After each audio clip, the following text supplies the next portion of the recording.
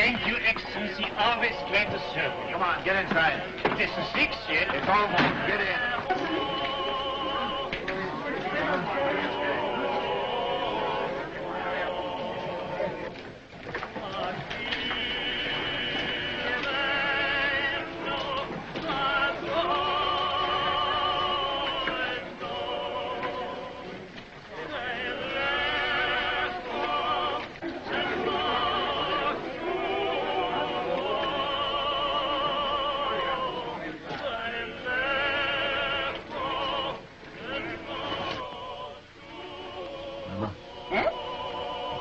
Locking up time. The money hasn't come yet. It's a long road from Hamburg. It'll be here in the morning. Yes, but if anything should happen, all that money, 10,000 gulden. Eh? So much this journey? 7,000 in one lump from Prince Lowenstein's agent, and then all the small sums, 10,000 at least. The roads are dangerous. Tomorrow morning it'll be here. We should be thankful, Maya. Business is good, eh? Nearly 1,000 gulden since morning. Mama. Eh? That agent. Did you notice him? What? There he sat, sly and smiling, planning to rob this poor old Jew Rothschild. And here I was, so innocent, a little child, a baby, in fact. And there was that fine old clock that his master had sent him to bargain for. Yes. And when at last I let him have it for less money than it cost me, I could see in his eyes how pleased he was that he got the better of this little baby. Sold it under cost? A spat to catch a mackerel, Mama. He thinks he's so clever, and I'm so stupid. Always make them think they're clever.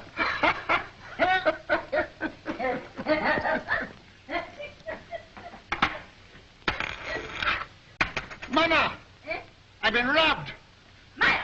Bad. A whole gulden. A dead loss. Bad. Are you sure? Sometimes they're only cracked. You're right, Maya. Who gave it you? Could it be that? That agent. And I gave him some wine, too. Some of the good wine. Maya, he'll come again. Yes. He'll come again. And then, Mama, I catch my mackerel. Well, no one can ever say you don't deal fairly with your customers, Maya. It pays in the end, Mama. Now finish your accounts and I'll lay the supper.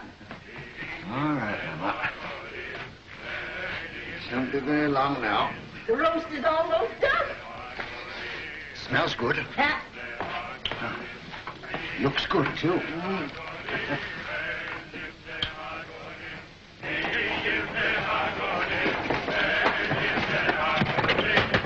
Mama, quick, it's making. Mama, the tax collector. Oh. Papa, the tax collector. He's down the street. Shut the door. The tax collector, boys.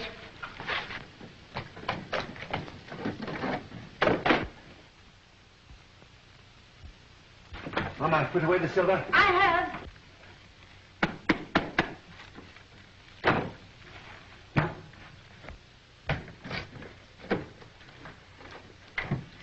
Don't forget my account book. Oh, run away. What do you know about it? Everything is in one space like the dog. Take those hats off. Here, Mama. Yes.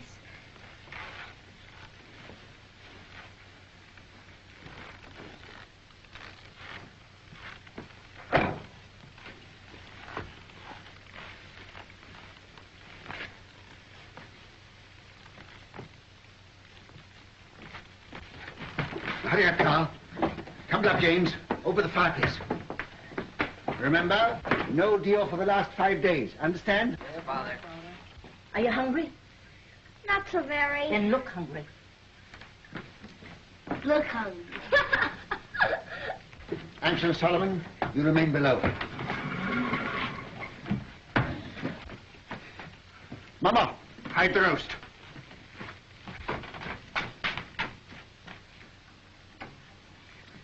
Get off, Dick.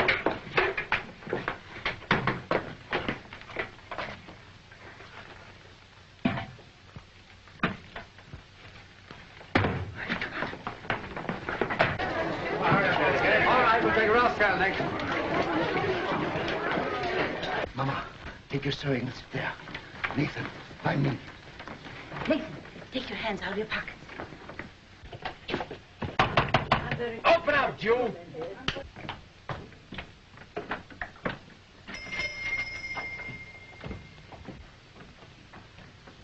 Who is it, Nathan? Now then, Rothschild, Why, it's my good friend, the tax collector.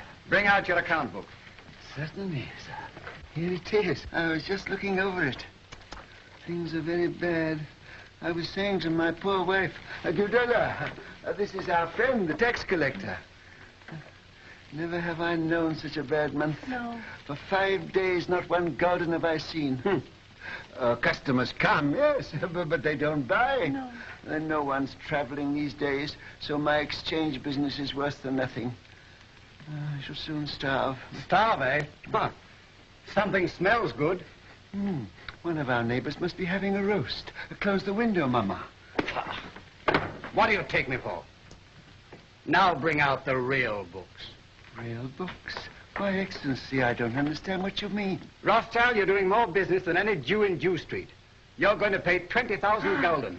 20,000? Oh. Why, a council of the big merchants in the city doesn't pay as much as that. That's another matter. He's outside the ghetto. Oh. He's not a Jew. Oh, if you were going to kill me this instant, I could barely raise 1,000 gulden. Upstairs. That's the house. Pull the beds apart.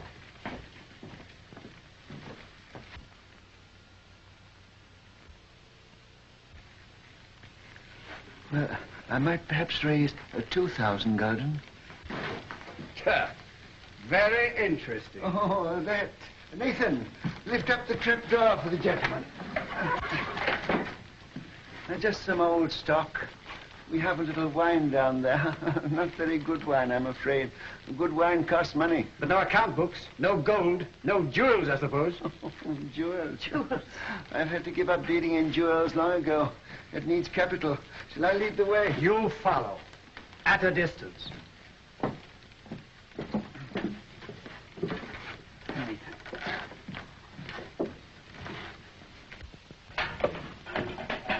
Stand up, Jew boys.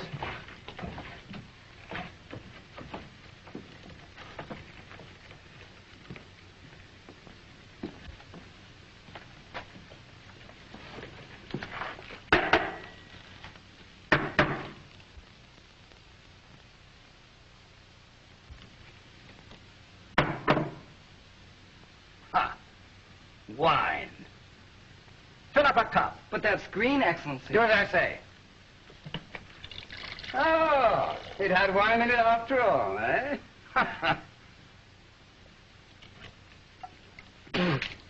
Slop. Yes, sir. That's what we drink. Ah. But there's some here that Father keeps for his facial customers. Won't Your Excellency try it?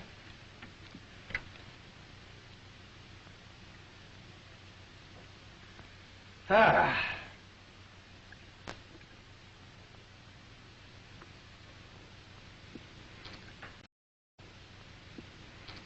Huh. You old fox. It's good. Your Excellency does us honor. Rothschild, apparently you've been telling me the truth. So do you know what I'm going to do? No, Excellency. I'm going to charge you 20,000 gulden just the same. But I can't do it. There's not that much money in the whole ghetto. Rothschild, you'd like to pay only 2,000 gulden again, wouldn't you? Yes, Excellency.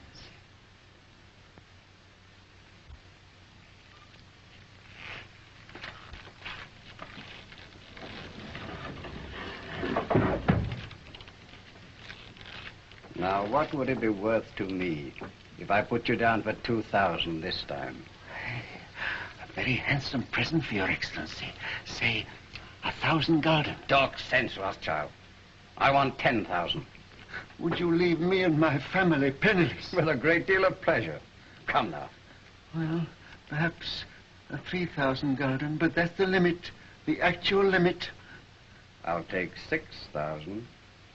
Oh, I will. I'll make it 5,000. All right. Have it ready tomorrow. I'll call. And And if any of you breathe a word, I'll have your house burned to the ground.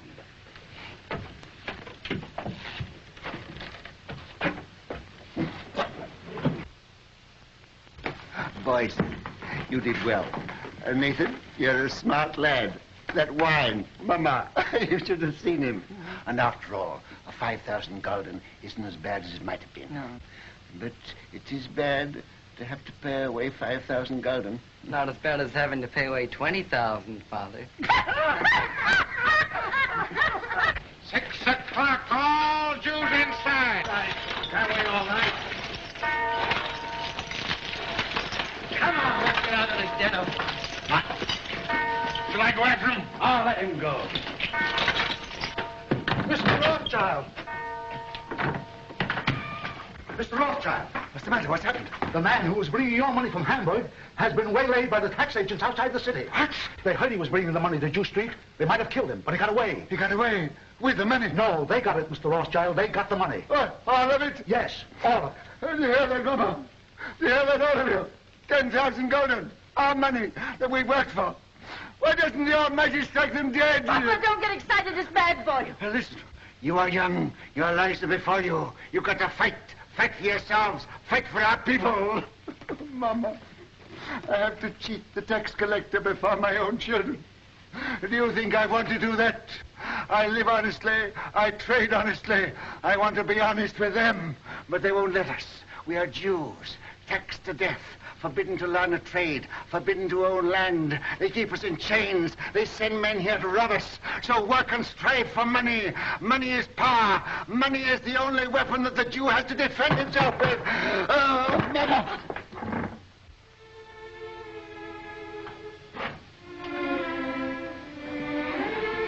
Come, I must speak with you. All of you.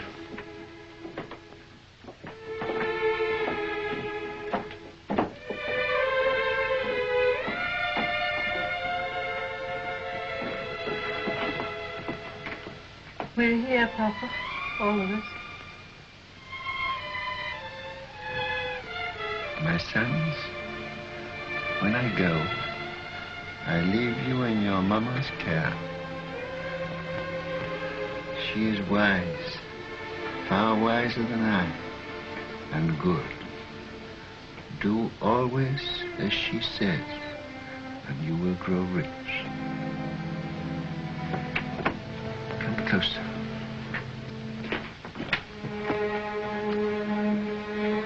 Much money is lost through sending gold by coach from one country to another. In times of war, it is seized by the enemy. In times of peace, by thieves. You are 5 brothers. I want you each to start a banking business in a different country. One to go and open a house in Paris, one in Vienna, one in London. Choose the most important centers, so that when money is to be sent from here to London, let us say, you won't have to risk life and gold. Amshel, here in Frankfurt, will just send a letter to Nathan in London saying, pay so-and-so. And that will be offset by loans from London to Frankfurt. Understand? Yes.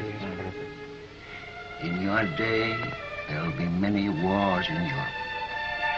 And nations that have money to transport will come to the Rothschilds because it will be safe. Papa, you mustn't talk anymore. The doctor... I'm giving advice to our sons, Mama, that the doctor cannot give. Remember, unity is strength. All your lives you must stand by one another.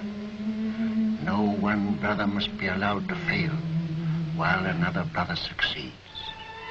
Your 5 banking houses may cover Europe, but you will be one firm, one family, the Rothschilds, who work always together. That will be your power. And when that power comes, remember the ghetto. I shall be here. I shall never leave the house where they were all born. And remember this before all, that neither business nor power, nor all the gold in Europe will bring you happiness till we, our people, have equality, respect, dignity, to trade with dignity, to live with dignity, to walk the world with dignity.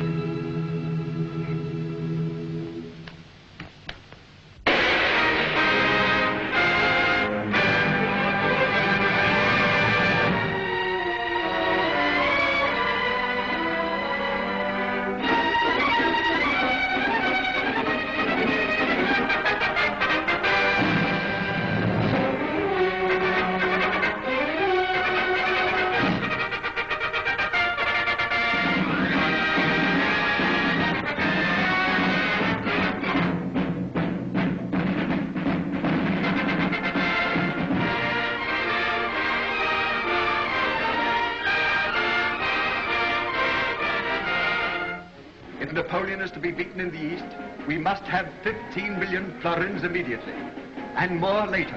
I think it can be done, Prince Metternich, but I shall have to consult with my brother Nathan in London. Come, come, Solomon, can't you decide now? Your Highness is aware that the Rothschilds work as a family, and we've made Nathan our head.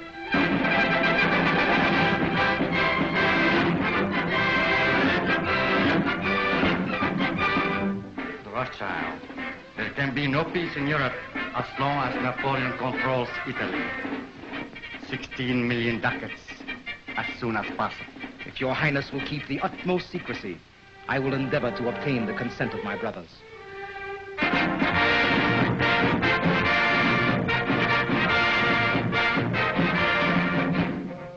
You must realize, monsieur, to Talleyrand, how difficult it is for the Paris House of Rothschild to help the Allies against Napoleon. My dear Monsieur James, I will be as secret as the grave. But we must have 50 million francs.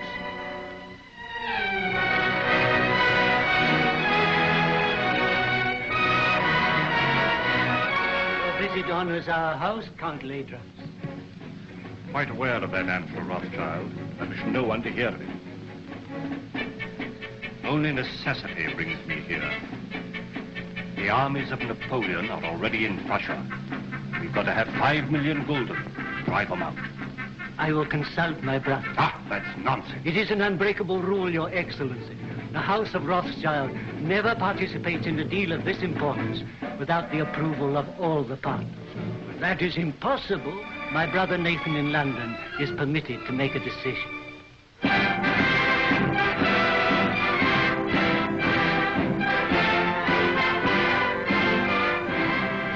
It may be that just one more loan will carry us to victory.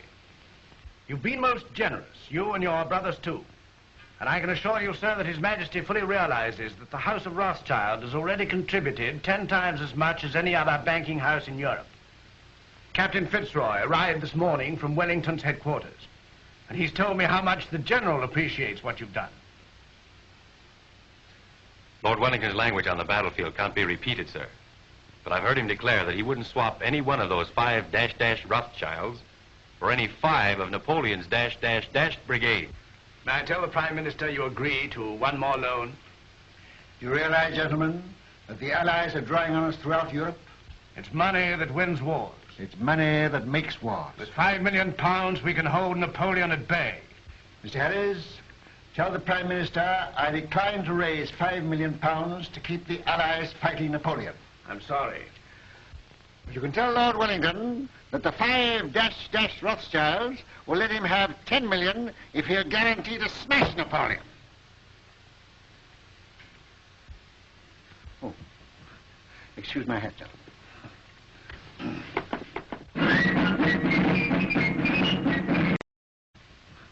Excuse my hat, gentlemen.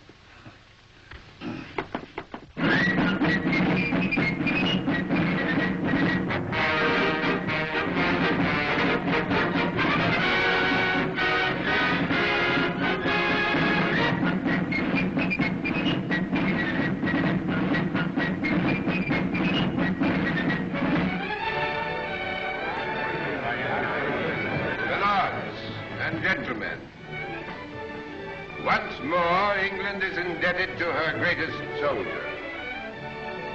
It is my privilege as Prime Minister to thank him on behalf of England for his glorious achievement. We rejoice at your safe return. My lords and gentlemen, charge your glasses. I give you a toast. His Grace, the Duke of Wellington.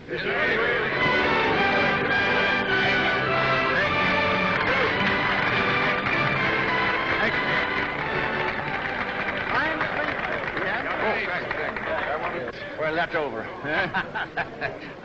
Empty. Who's got some snuff here? Yeah. England's the greatest soldier. Yeah, that's all right. May I shake your hands, Your Grace? Thank you. Yeah, here it is. Why wasn't Rothschild here? There was some feeling. Wasn't he asked? Well, no, Your Grace. Some of these people... Wasn't the man who paid for these dash wars important enough? It wasn't a question of importance. It was... If he can't come here, I suppose we can still go there. Fitz. Yes, sir. Just as soon as I can get away, we're going to call on Nathan Rothschild. He ought to have been here. Dash light, I call it. More snuff. You know where the old boy lives? Very well indeed, sir. Oh, you young blackguard. I'd forgotten about that daughter of his. Devil.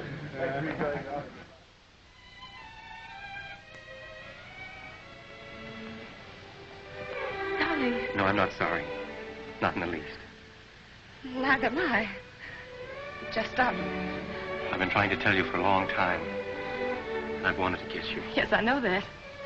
But when it came, it was so sudden, it rather frightened me. Frightened? The captain of the guards to protect you? Ridiculous. Well, the captain of the guard is a very dangerous person.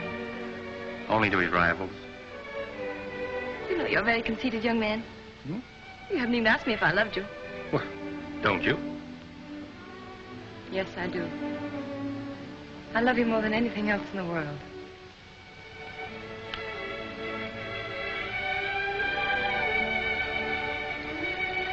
And then tonight, after I tuck the Duke into bed, I'll call on your father. My speech to him is all ready.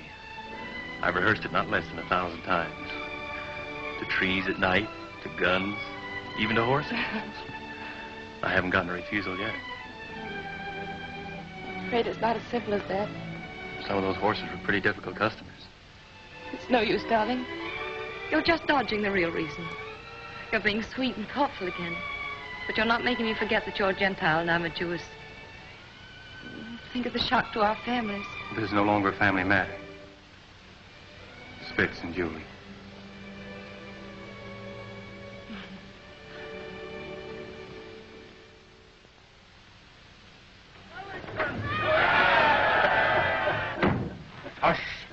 Hush. I've had that crowd at me heels all day. If they had any sense, it's you they'd be following around, not me. Oh, we Rothschilds have had just as big crowds following at our heels in Frankfurt, but not with cheers. Well, I'll cheer for you, gladly. And I hope one day Europe will realize she owes you something more than money. Well, my father was a man of peace. He told us never to loan money to make wars, always to end them. And that's been our principle. Everybody knows that and respects you for it. No, Your Grace, they don't know it, and they don't respect us. Our bankers are jealous of us.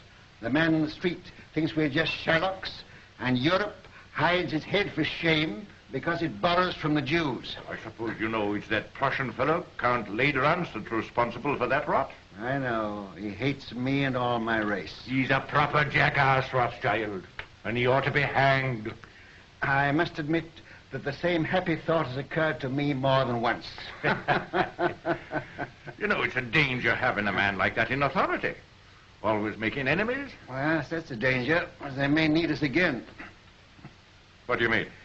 Well, perhaps we're not out of the woods yet. Why, Napoleon's scotched. Napoleon's in exile, but he's not dead. As good as dead, Rothschild. As good as dead. Ah, perhaps. Another brandy, Your Grace. Ah. I've often thought it would have saved a lot of trouble if Napoleon had been born an Englishman. Oh. Where would I be then? Why, his commanding officer, of course. Oh, thank you. sound brandy you've got here, Rothschild. To the peace of Europe. Well, I'm a soldier, but I'll drink to that. I see, Rothschild. A little secret. Mind you, I oughtn't to tell you this, but I just heard this morning that they are going to float a dash big loan to put France on her feet. An enormous loan. The biggest thing ever issued. Yes? Well, they've got to do something. France has had 20 years of war and the whole country's torn up. But now they've got peace. They're going to get together, the 5 allied powers, and help her out. And the banking house that floats this loan will at once become the most powerful in Europe. Its prestige will be enormous. That's it. Now's your chance. Your Grace, I can't sufficiently thank you for this information. Mind you, it's a dash dark secret. But it serves the chuckleheads right for telling me. They ought to know by now I can't keep a secret. Send a message to Mr. Roth and ask him to come to me here at once. Yes, sir. We'll drink to the house that floats the new French loan. To the house of Rothschild. And its greatest member. There you are. Miss Julie. Your Grace? Mrs. Rothschild, you've got to watch this young rooster. I'm beginning to understand now why you were always asking for leave to return to London. Now that you do understand, I trust you'll let him come more often. It's against the regulation. Oh? I only saw Julie 5 times, sir. And once when you sent him with the dispatches to the Prime Minister, Julie was waiting for him at the corner of Downing Street. That, I hope, isn't against the regulations, Your Grace. Not if he didn't speak to you. We didn't think you knew about that, Nathan. I'm afraid it's time to go, Your Grace. All right. You can't fox this man. He's a magician. There's no question about that. Oh, I see, Rothschild. I've been told you knew about Napoleon's abdication 2 days before the War Office did. Is that true? Yes, but then the War Office never knows anything for 2 days after everybody else knows it. Yes, and then they take 2 more days thinking it over. But how did you do it? They say Indians get things by putting their ears to the ground, but you are not an Indian, are you? No, just plain Jerusalem, with a heart of gold. Well, I know something about sending dispatches. My man Fitzroy here is the best at that. But if I had 20 Fitzes, I couldn't do it in that time. You knew about Napoleon's abdication almost as soon as it happened. How the deuce did you do it? A little bird whispered in my ear. Oh, you don't intend to tell me, eh? Well, I don't blame you. Fitz, we'd better go before he makes us disappear like rabbits in a hat. Mrs. Rothschild, you've a charming home. And a charming daughter. Your Grace. I hope that dash crowd's gone.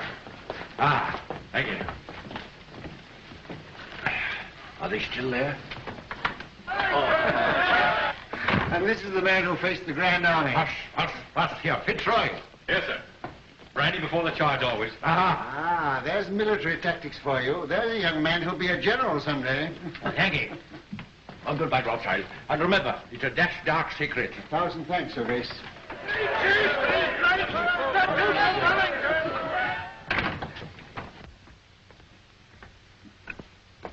There he goes, longing for the peace and the quiet of the battlefield. Yes, sir. Mom, I ought to be very happy, but I'm not quite. What is it, dear? Fitz says it's nobody's business but ours, just his and mine. But it's his wretched family I'm thinking of. You know, Mother, nearly all of his aunts are duchesses and countesses, and oh, I'm so afraid they'll turn up their noses. He doesn't object to our money, I hope. No, he says he's willing to overlook that. Oh, I'm glad to hear that. Father, please don't think of Fitz like that. Please don't. You're hurting her, Nathan. Isn't that rather cruel? Oh, no, it's my fault. I never told Father I really cared as much as I do. And you didn't either of you think I knew. We businessmen are not supposed to notice unimportant things like daughters and wives. You should know better than that, Hannah. Well, I knew she loved him, but we thought we'd tell you when you got to know him better. Julie, you know the tradition of our family. A Rothschild to marry a Rothschild. But I wasn't a Rothschild, Nathan. No, but you were Hannah. And you were one of our race. That's what frightens me, Mom. These dreadful prejudices. Could we bear it? Fitz bear it. I won't pretend, Julie, that I wouldn't rather you married one of your own people. It's a cruel barrier. Yes. But the world's changed a bit, especially in England. There's no Jew Street here. And they're lifting other chains from us, too. So, perhaps... Oh, no. No, don't say perhaps. Say yes. What do you think, Hannah? I think girls should be allowed to make their own choice. I'm not sure that I agree with you. Oh, but this girl, Father. Well, it's about the first time that I've known a Rothschild to make a bad bargain. You are a Rothschild. And the Duke of Wellington has told me that the Rothschilds did a great deal for Europe during the war. Now, what have your Fitzroys done? Nothing. Beyond repeatedly getting leave of war. Now, what have your Fitzroys done? Nothing. Beyond repeatedly getting leave of absence from duty and showing an unaccountable interest in orchids. And a remarkable taste in women. That doesn't show strength of character. Any fool could fall in love with you. Oh, but not any fool could get your consent. He hasn't tried But yet. he will. And when he does, you'll see him. Oh, you darling. Here's Rose looking positively sharp. Don't go, Julie. Oh, I must. I'm engaged. Where are you going, Julie? I'm going out to the orchid house. Look at the orchids. Rose, I sent for you because I have tremendous news. This message must go to each of my brothers at once. By what His Grace calls our magic. Great news. Yes, indeed.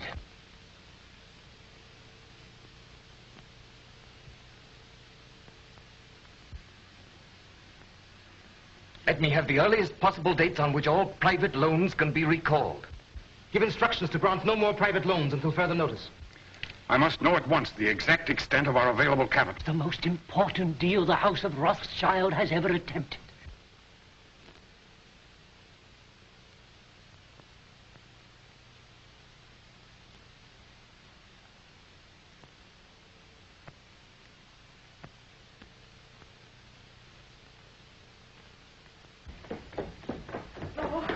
Let me look at you. Oh, you really look so very nice. I'm sure I don't know how they could refuse you anything you asked. I'm not depending entirely on my profile. Where's my hat? Oh, the carriage hasn't come yet? I'll take a hack. That's what I like to do. It always makes me feel so independent.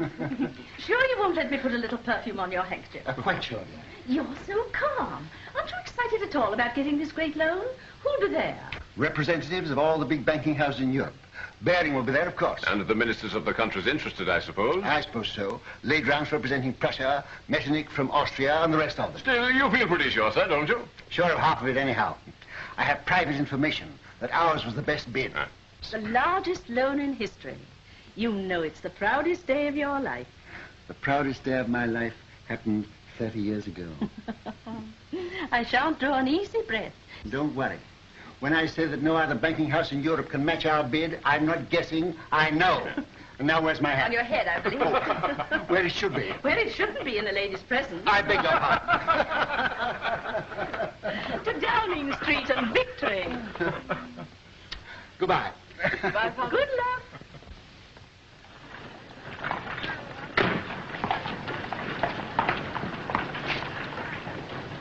Thank you, sir. But, Mr. Rothschild, even your daughter, Miss Julie, pays me more than this, sir. Julie has a very rich father. I haven't.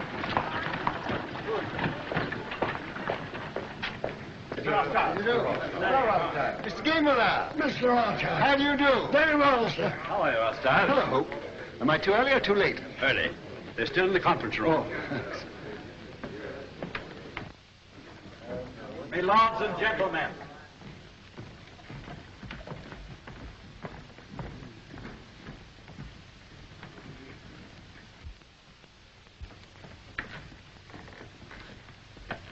Your hat. Oh.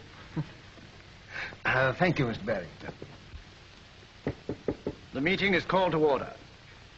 Gentlemen, bids for a French loan for 450 million francs have been received and recorded. Offers to take all or a part of the issue of bonds, the greatest single issue in the history of European finance, were received from the following banking houses. J. Lafitte and Company, Paris. Gay Moulin, Vienna. Hope, London. Bertrand de Lis, Madrid. Baring and Company, London. It is the decision of the conference that the highest authoritative bid is that of Baring and Company, London. They will be awarded 3/4 of the issue at 71. There being no further... But you're mistaken, Mr. Harris, there is. Mr. Nathan Rothschild. I'm compelled, my lords and gentlemen, to draw your attention to what must certainly be an oversight. I regret to say, Mr. Rothschild, the decision must stand. But my house sent in its bid to take the entire issue, and our price was a point better than Mr. Baring's. Why is that not recorded? Perhaps Count Ladrance would like to explain the situation to Mr. Rothschild.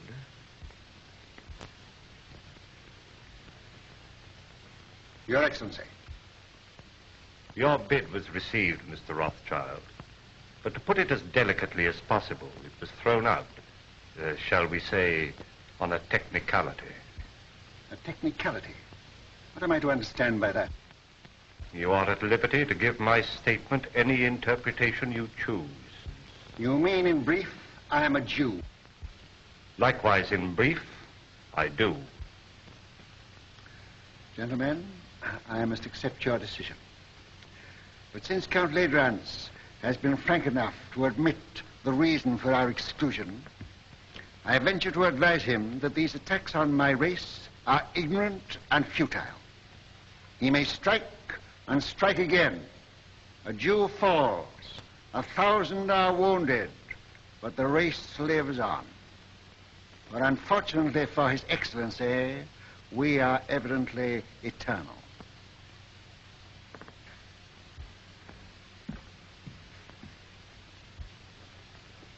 Mr. Harris, you say that Barings take 3/4 of the loan.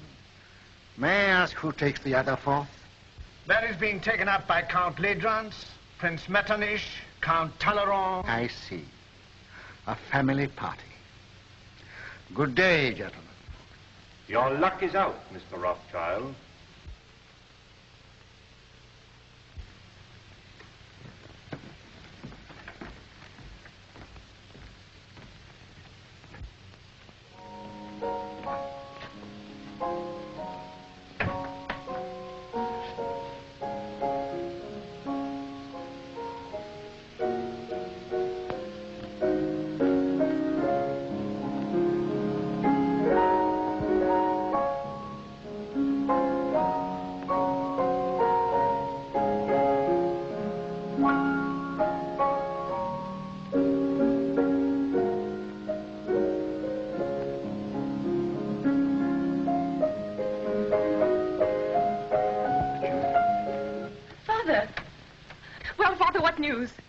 The house of Rothschild. Well, they've been throwing stones at it. And I'm afraid some of the stones went wild and hit you, Julie. What do you mean? I've just come from a meeting of men in society, the kind of society to which Fitzroy belongs. And they stoned me because I'm a Jew. Fitzroy isn't that sort. Julie, you must give him up. Give him up? I can't. I know best. But you don't love him, I do. Will he continue to love you? Father, this isn't like you. You've always fought for what you wanted and got it. Well, perhaps I'm a fighter, too. This fight's been going on for 2,000 years. But things are changing. You said so yourself. I was a fool. I thought we'd swept away these prejudices, but I was a fool. Fitz knows what he's doing. We've talked this thing all over. We're ready to face the consequences. While you're young. But what are the years to come? There's no one else in the world for me but Fitz, and I won't give him up. Well, Nathan, what is it? They didn't outbid you. Yes. My bid was thrown out on a technicality. A technicality? Because I'm a Jew. But they did me a great service. They showed me just how they were going to behave to Julie if she married into their set. You'll do as I bid you. I'll try, Father. Nathan, what have you said to her? You can't ruin their lives. No, I'm going to save them. Hannah, she mustn't continue to see this man. You must get her away. But where? Take her to Frankfurt and take her at once. Excuse me, sir. I heard the result of the meeting and came to offer my sympathy. Oh, well, thanks. If you have any spare sympathy, you might keep a little in reserve for Baring, Ladrance and Company. I don't think they need it, sir. No, they may later. Do you realize that Ladrance, Metternich, Talleyrand, and the rest of the party are taking 1/4 of this loan without a penny between them? But they'll make millions on the rise. Ah. He's tired. Perhaps I'd better call again later. Ralph? Sir. If you could buy government 4% bonds at 60, would you pay 74 for them? No, sir. Would you, Hannah? Goodness me, no. I thought not. Nathan, what's in your mind? Murder. Hannah, I'll tell you exactly what's in my mind. And this may interest you, too, Roth. Baring and those others headed by Ladrans have taken this new loan at 71. On the first of the month, they're going to offer it to the public at 74. It pays 4%. But there is already in existence a previous government bond which also pays 4%, of which we have a large holding. This bond is now selling at 73. Hannah says I'm tired, but I'm not too tired to realize that if the public can buy one government bond for 73, they won't buy a new issue bearing the same interest for 74. That's true, sir. But Baring and the other bankers will run up the old bonds, and when they rise to about 75... I know what you're going to say. They'll make the old ones rise, and then launch the new ones a point lower, and the public rushes in. Quite so, sir. But suppose there is no rise. Suppose somebody pricks the balloon and it doesn't go up. Suppose before they can run it up, somebody else begins to run it down. Suppose by the first of the month, these old bonds now selling at 73 should fall down to 63. Then they couldn't possibly launch the new loan at 74 because nobody would buy it. No. And Baring and Ladrans and his little band of bankrupt brigands will wait for it to go up. But suppose instead of going up, it still goes down. To 55, to 50, to 45, to 40, why, they'll never be able to launch the loan at all. And by God, that's where it's going.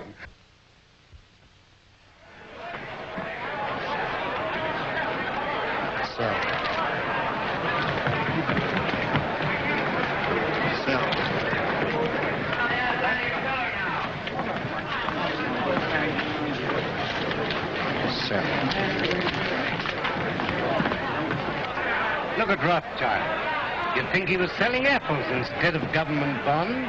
Bonds are now at 53. All right. I'll keep on selling till I tell you to stop. You're creating something like a panic on the exchange, sir. I know. What kind of a flower is this that Hannah gave me this morning? I don't know, sir. Very pretty. It smells nice, too. Mr. Rothschild, do you know what you're doing to the market? What have you heard? My dear fellow, I don't hear things. I just imagine them. You know what kind of a flower this is? No. 52! 52! That means I'm down about 25 million francs. And you the same, Ladrans. Can't something be done to stop him, Baring? You're the biggest banker in England. Are we all to be ruined by the gymnastics of a dirty Shylock? I've thrown the entire resources of Baring's bank into the pool, but I can't stop it. He's got us on the run. What? I bet you half a crown that Baring makes straight for this post within 2 minutes. I'll take you, sir. I'm tired of losing money. I'd like to win some.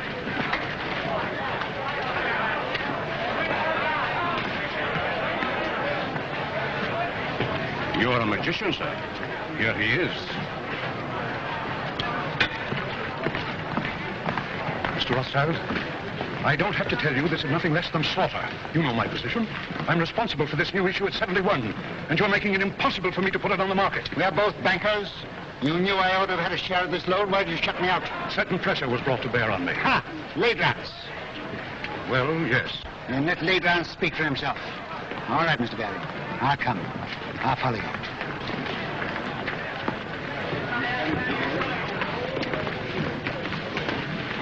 About how much has this thing cost us up to now? About £5 million. All right. We'll make 10.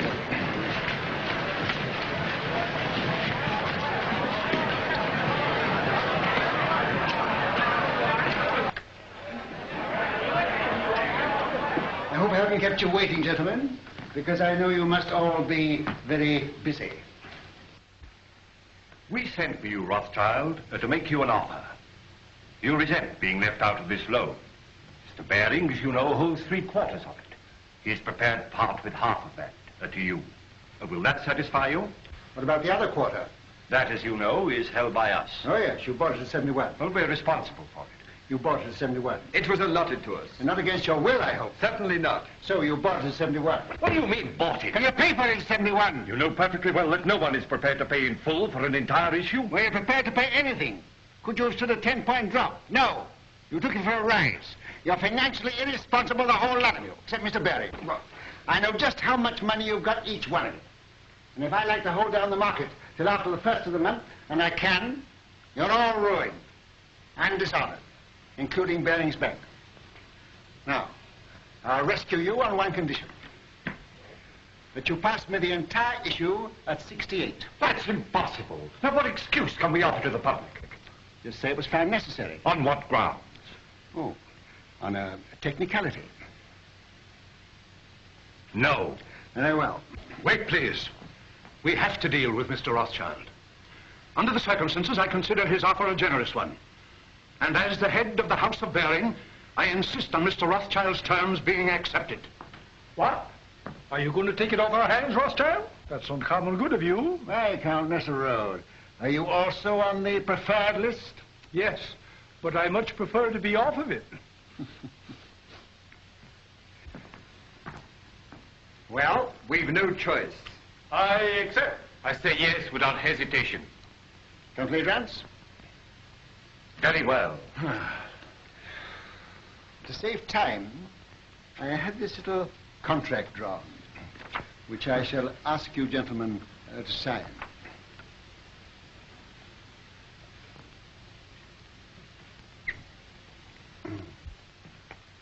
You seem to have been very sure of yourself. I was. Quite. Will you sign first?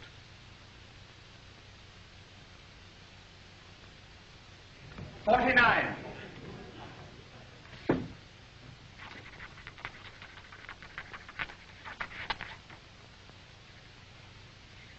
You won your fight with me, Jew. But remember, victory may be bought too dearly.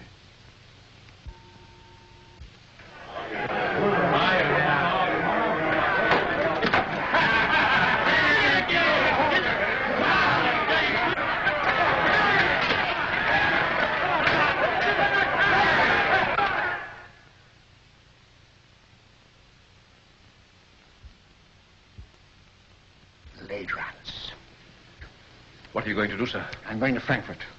I'll leave within an hour.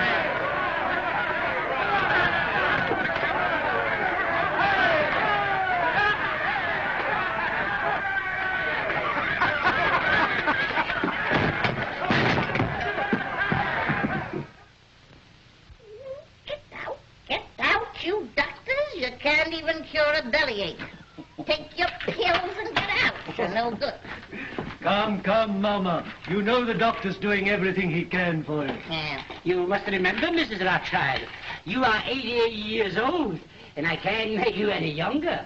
I'm not asking you to make me any younger. I'm asking you to make me older. She's better. She's insulting people. There's nothing the matter with her. Just nerves. Nerves?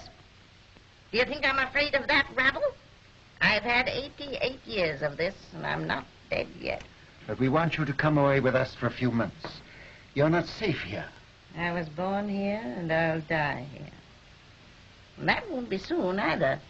I'll live a dozen years yet. Nathan, you ought to know enough about bargains to know the Lord isn't going to take me at 88 when he can get me at 100. Well, Nathan, what's brought you here all of a sudden? He came to see his wife and family. What have you been doing that girl of yours? She goes mewing about like a cat that's lost her kittens. She needs a change. She needs a husband, that's what's the matter with her. What about one of the Goldschmidt boys? I'm afraid Julie has ideas of her own. And leave her alone. She's no fool.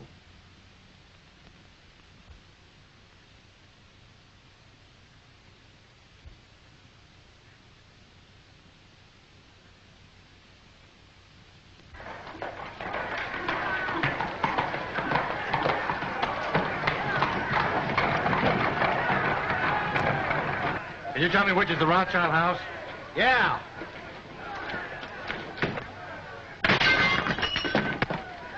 That's it.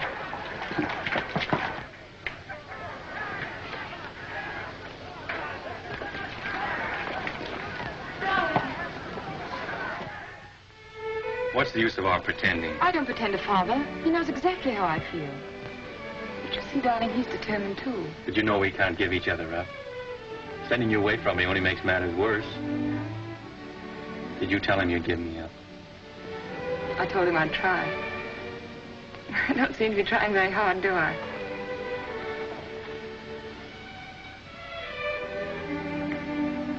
Let me look at you. How long did it take you to get here? How long have you been riding? I left yesterday morning. How did you manage? I asked Nosy for leave. Who's Nosy? That's what we call the juke behind his back. Oh. I think he guessed where I was bound for. Anyhow, he said yes. Of course, I'd no idea your father was here. No, of course not. What are we going to do? I'm going to see him and have it out. Fitz, Oh, darling. Won't you see this through with me somehow? I've got you and I'm going to keep you.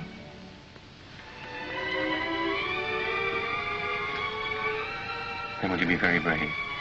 A soldier. And wear this ring. Oh, yes. It's one of those family things. My mother wore it. Oh, it's lovely. What's the meaning of this? Father, Fitz has only just arrived. I saw him and brought him in here. Does your mother know? No. No, nobody knows but us. Why are you here? You knew my wishes? Father, Fitz has only just arrived. I saw him and brought him in here. Does your mother know? No. No, nobody knows but us. Why are you here? You knew my wishes? I came here for the same reason you did, sir. I heard there was trouble and Julie was in danger. Go to your mother. I'd rather stay and hear what you have to say to Fitz. Please go, Julie.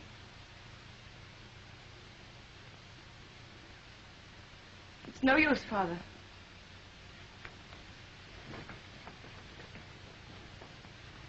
I had a good reason for keeping you and my daughter apart. I desire that you respect my wishes. If Julie weren't agreeable, I wouldn't be here, sir. But her happiness is involved as well as mine. Unfortunately, we differ as to where her happiness lies. What has changed your attitude toward me, sir?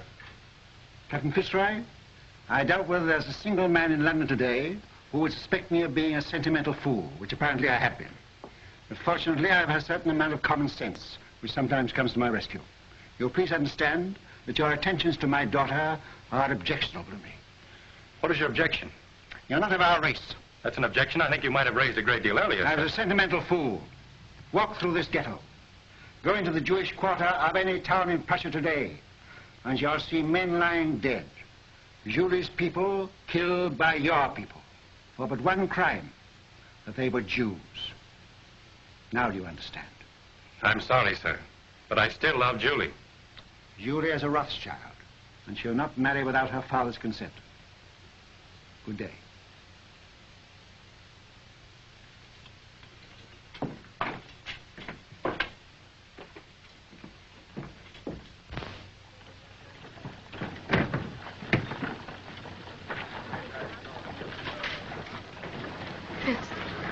Fitz, no matter what happens, no matter even if what Father says is true, I love you. Always.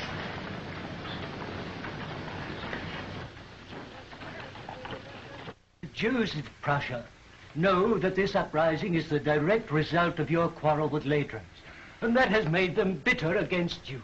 Fools. Nathan has done more for the Jews in England than any man who ever lived. England isn't Prussia.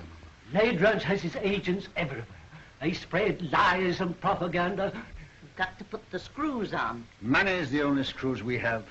And now, with Napoleon in exile, Ladrans and the Allies need us no more. It's queer, isn't it? We fight for the peace of Europe, and with peace, we lose our power. Well, you've got to do something. They burned down the Levy's house last night, and they burned down this one if they dared, but they're afraid of me. You tell all those kings and ministers you feed that if they don't stop this outrage, you'll stop their pocket money.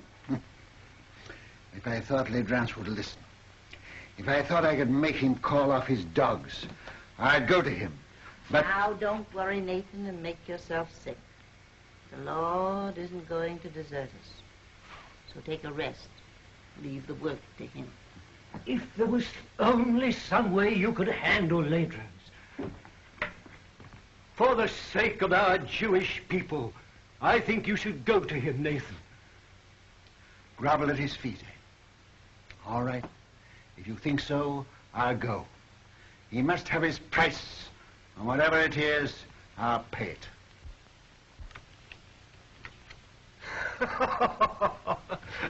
I'll make you gentlemen pay for your wine. The cards seem to favor you tonight, Your Excellency. Well, they should. They're my cards. Colonel, any news? Good news, Your Excellency. Dresden, entire ghetto reduced to ashes by fire. It is estimated that 5,000 Jewish refugees crossed the border into the Netherlands. I have dispatched 3 agents to The Hague to stir up the populace there. Frankfurt.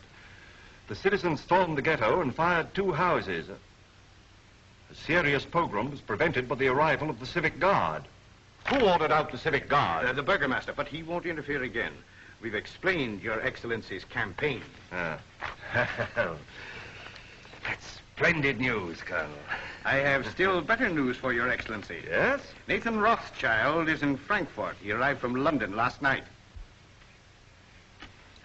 If he tries to leave, I want him arrested at the border and brought to me here.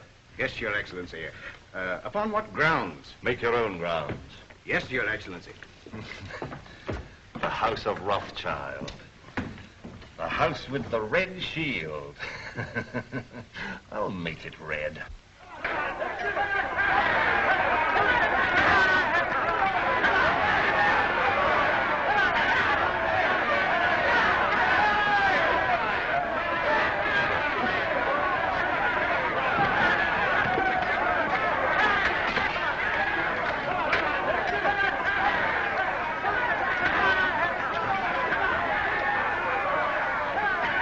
That's him. The one in the heavy coat. Goodbye, sir. And I promise you I won't come back without an agreement from Ledrans to stop this pope, whatever the cost may be. May God be with him. Send word to stop his carriers as he starts to pass through the city gate. Seize him and place him under arrest. Quick. Mr. Rothschild! Mr. Rothschild!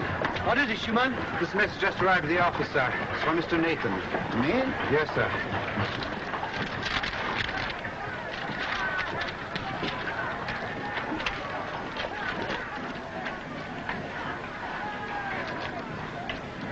What is it? Napoleon has escaped from Elba. The French are rallying to his banner by thousands. This means war. Another war. Now you can go to Ledrans. Now he needs you, and we'll have to see him. No, I won't go to Ledrans. Ledrans will come here to the ghetto. Michael, bring my baggage back. I'm not going. Very well, sir.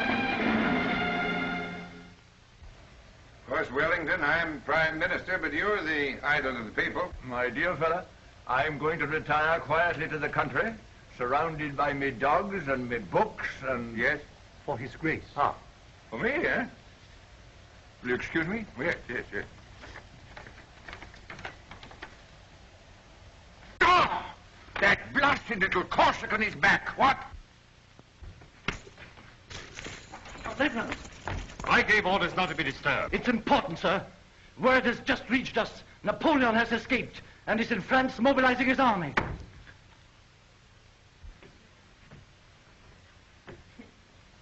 Mama, dear. Yes? My, you're walking just like a young girl. Well, boys? Come here. Let's have another look at you. Well, you're all growing up, aren't you? Nathan, I think you're getting fat. I'm proud of you. All of you. Your father would have been 92 today. Ours is the richest banking house in Europe, and we're still being kicked. It looks as though we haven't played our cards very well, doesn't it? Perhaps we haven't. I'm not criticizing. I think we're open to criticism, Mama. And that's what has brought us all together here today. Oh, is it? I thought you came here to see me. It seems it takes a war and a Jewish pogrom to get us all together nowadays.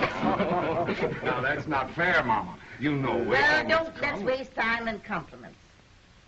What have you come for? James. Nathan, you run the English house, and so you have the sea between you and trouble. But we, Carl and Solomon and Amschel and I, are here in the furnace. I know. And with Napoleon on the map again, our position is intolerable. Napoleon will be in Paris in a week, with the whole army rallying to his banner and deserting Louis. Napoleon's soldiers must be paid, and if he can't borrow money, he'll take it. Has he suggested a loan? Yes. He sent for me as head of the Paris house. I went to see him in Lyon, and he made a definite proposal. Now listen, Nathan, before you give an opinion. We've issued 450 million francs worth of bonds for a government which started packing at the first blast of a bugle. Napoleon guarantees the payment of these bonds down to the last centime, and on future loans he agrees to double the interest offered by his enemies. What have the Allies to offer us? From the simple standpoint of business, we shouldn't hesitate a day longer.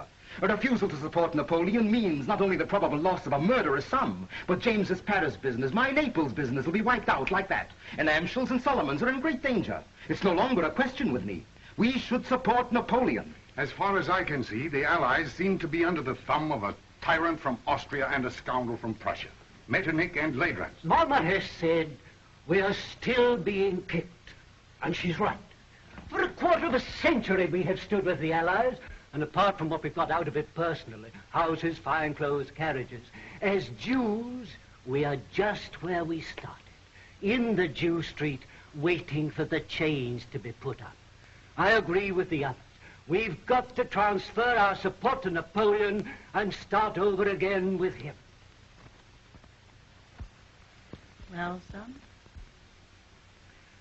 You're right, all of you. And every word you've said is true. But still, we must fight Napoleon. Why? Well, because we're the Rothschilds. For the time being, anyway, we're something more than 5 rich Jews looking for the main chance. We know, the world knows, that until Napoleon is gone forever, there can be no peace in Europe for Jew or Gentile. You can't deny it, any of you. We've got to take the risk. We've got to take the risk. We've got to swallow our pride, to stomach our resentment. We've got to go against every normal, selfish impulse in us and do what is right for the world. We can go hand in hand with Napoleon and spread this war over years. We can pay for fire and blood till all Europe is a slaughterhouse. And the Jew would stand as a pawnbroker in lives. We can't do it. We must stand as we've always stood. Not for war, but for peace. And if we all go down, we'll go down with honor. We leave no shame anywhere. My son, that is what your father would have said. You're right. I agree.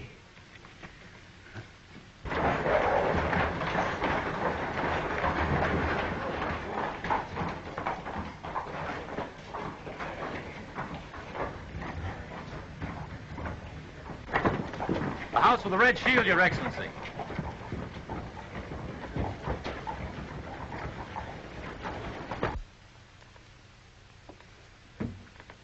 The Philistines are upon us. Who is it? Metternich, Talleyrand, and Leidrans. could that be? The tax collector? Something very like it, Mama. Is Mr. Nathan Rothschild here? Your Excellency will enter.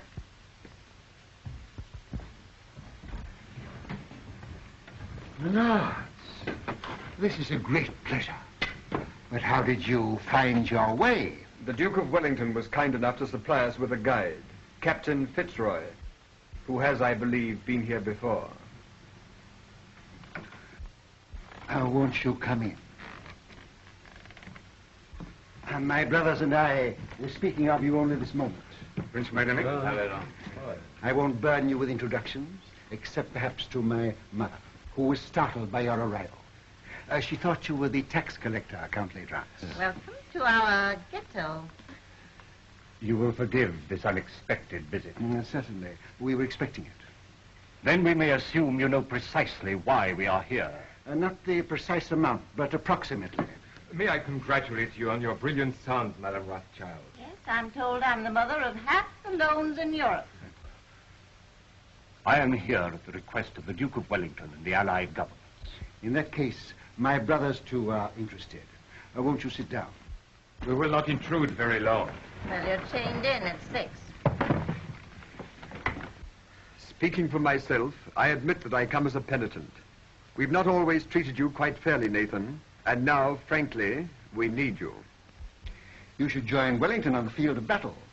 He once told me that the test of a great general is to know when to retreat and to have the courage to do it. The Allies need money. Now, we're not asking you to give anything. You're money lenders, and you'll get your interest. You sure of that? Don't you trust the powers? No, Austria's bankrupt. France is already in the hands of Napoleon. And so is Italy. Why don't you go to the other bankers? Your own bankers. We have not sufficient capital. You mean they won't take the chance? What if Napoleon wins?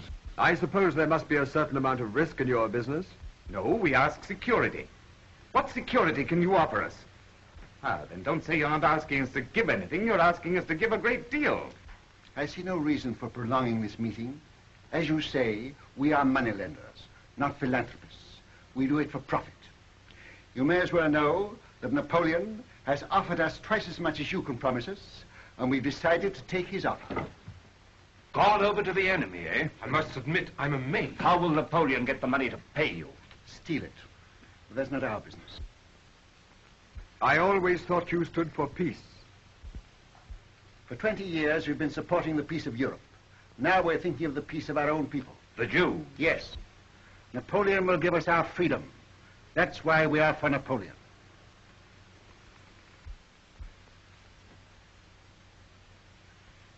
Is that your only reason for deserting the Allies? I resent being cross-questioned by you, Count Ledrans. I think His Excellency was about to make a proposition. Oh. Well, if we gave you all the freedom that Napoleon could give you, would you then be willing to sacrifice the financial advantage of his offer? Count Ledrans, we are moneylenders. Come, Nathan, after all these years... What do you offer? What do you want? Brothers, may I speak for you? Yes, of course. We require an agreement, a treaty, signed and guaranteed by your governments, giving to our people absolute freedom. In this agreement, they would lose their chains. They would have the right to follow any trade, to own land, to live with respect, and remember what our father said, Mama?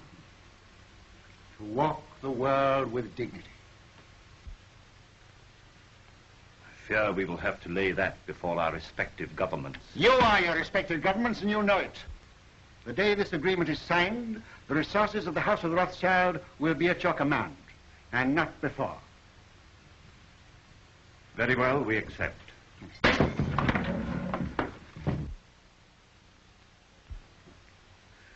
Pray excuse this, my lords. Some Gentile has evidently strayed into our quarter.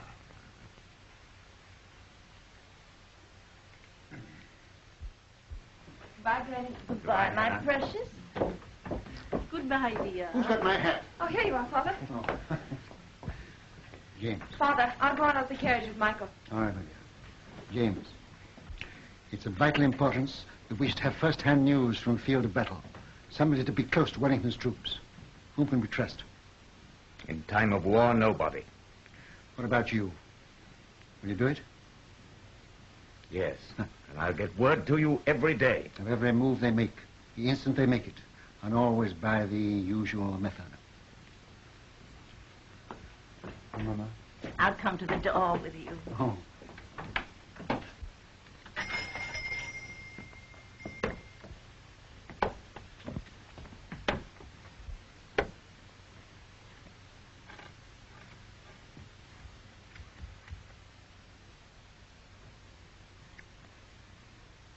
You won't let it be a long war, will you?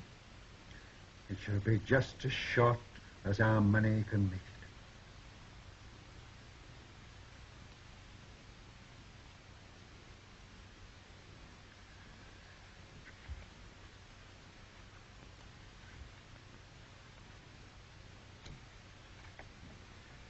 Good luck.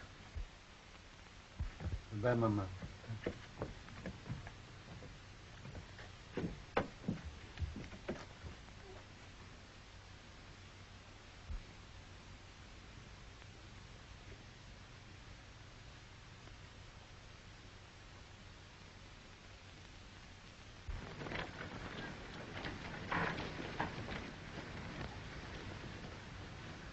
It's a horse, dear.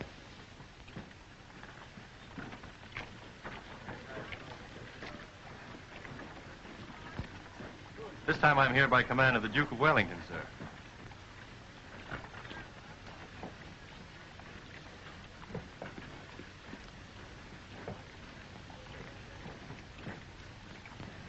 Give me the ring quickly. Darling.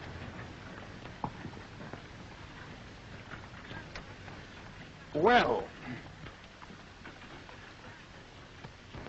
I must say I hope the entire war isn't going to be conducted on this romantic basis.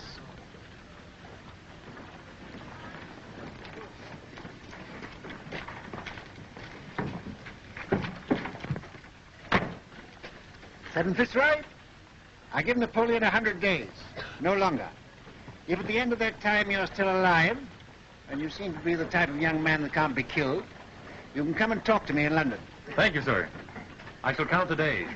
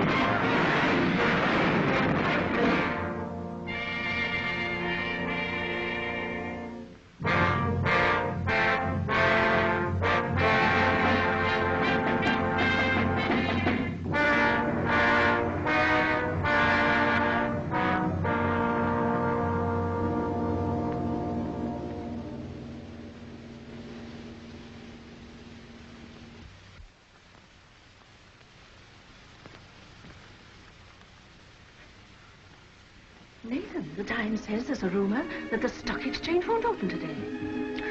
I wish it were true, but it isn't. Hannah, but it isn't. Hannah, sit down. When people become rich, very rich, they have grave responsibilities. I know. I mean moral responsibilities that come with money that poor people never know. Yes? Could you bear to be poor? Really poor? I'm asking you now because tonight may be too late. Tell me what you mean. I'm buying on the stock exchange when everyone else is selling. I'm risking everything we have to save the credit of England. I'm sticking to the bargain I made. But things look bad for us, Hannah. Very bad. Are you doing what you feel you should do? Yes. Do what you think is right. And if you fail, I'll love you all the more.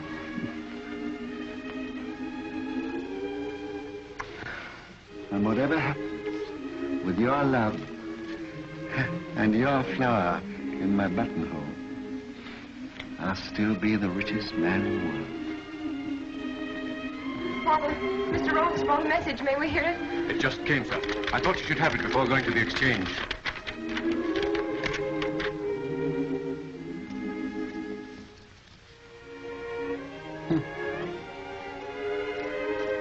Napoleon has thrown entire Grand Army against Wellington. James. Worse and worse.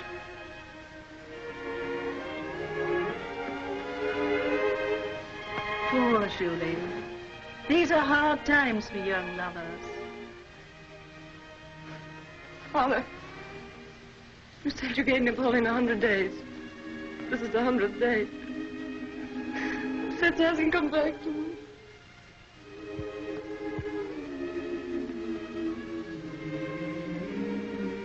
Remember, I'm a magician. My day may be over, but I know there's a message of love and hope on its way for you.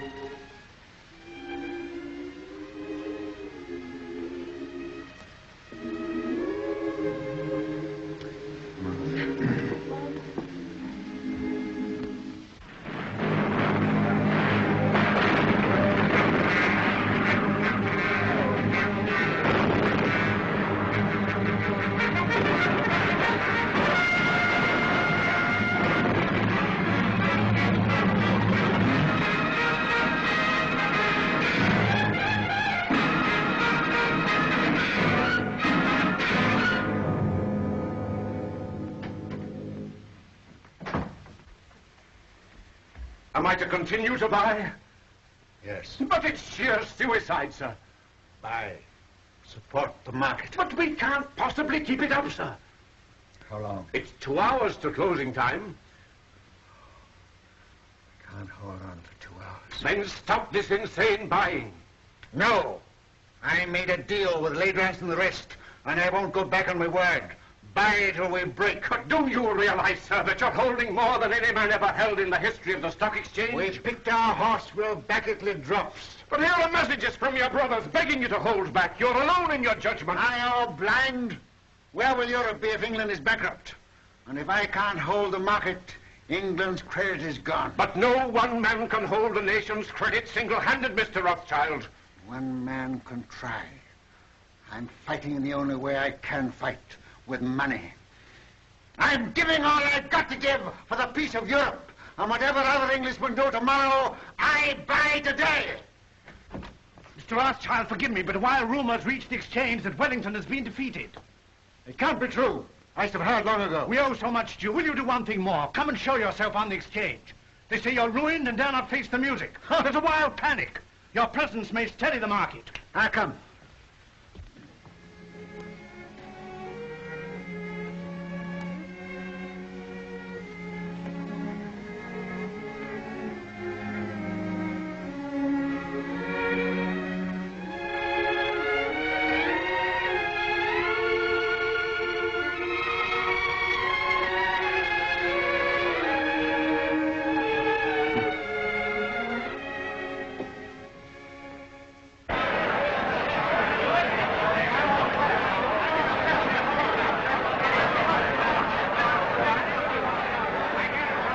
Too late, Mr. Rothschild. You backed the wrong horse this time. Rothschild, you've lost your luck.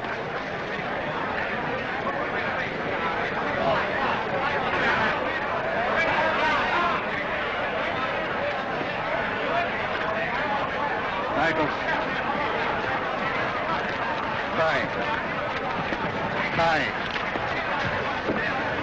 Yes, buy. Have you had any news? What do you think about this rumor? I don't listen to rumors, Mr. Baring. You hear what they say? Wellington defeated. You mind telling me what you're going to do? I have no objection to all London knowing what I'm going to do. I'm buying.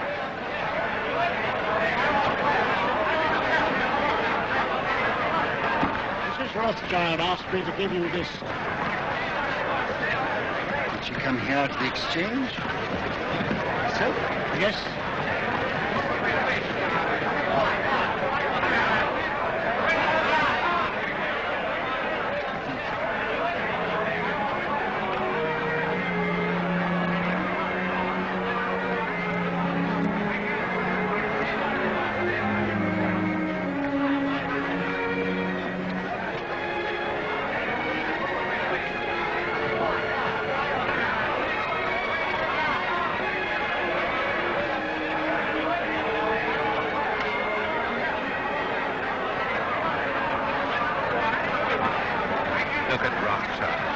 ever see such a cold-blooded fish? Puts a flower in his coat as he stands on the scaffold with a rope around his neck. News. Just arrived.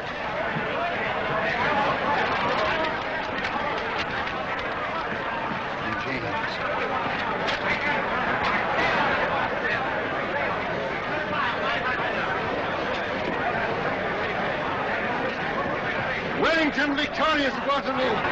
Napoleon defeated. The war is over. Gentlemen, listen, listen. I have news. News from Waterloo. Napoleon is beaten. You've been overfired. Don't play tricks on us. It's important. It is true.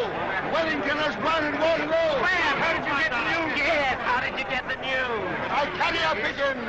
By pigeon post from the battlefield. Now you know our secret. Now will you buy? Buy with every security you have. Buy without security. Buy with your coat on your back. Buy.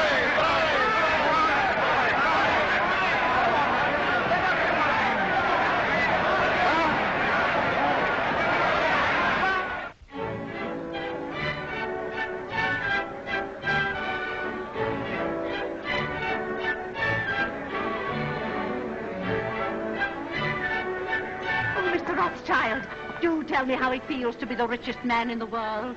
One has to be very clever to make a fortune these days. Perhaps, but far more clever to keep it. Really? Well, I wish you'd tell me how to make money on the stock exchange. What's the recipe? Oh, same as for a cold bath. Quick in and quick out. Excuse me.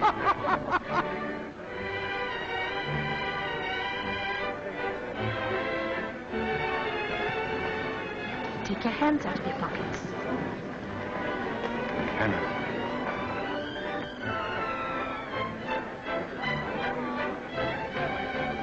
Strange, isn't it? If young people like that should be just as interested in romance as you and I. May I congratulate you, young people? Thank you, Your Grace.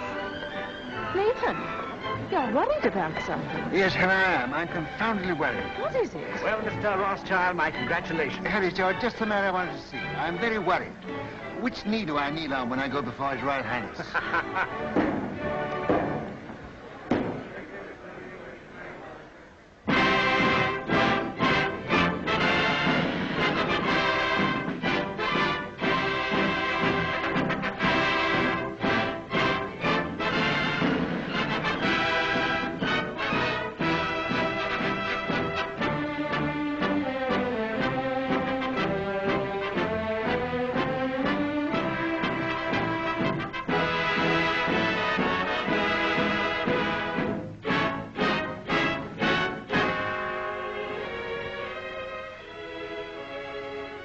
England is deeply grateful to her adopted son, who by his generosity and courage played so large a part in bringing victory and peace to Europe.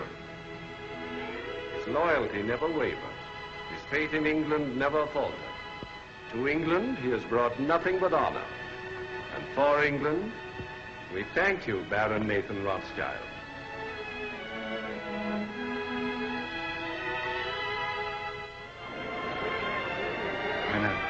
I used the wrong knee.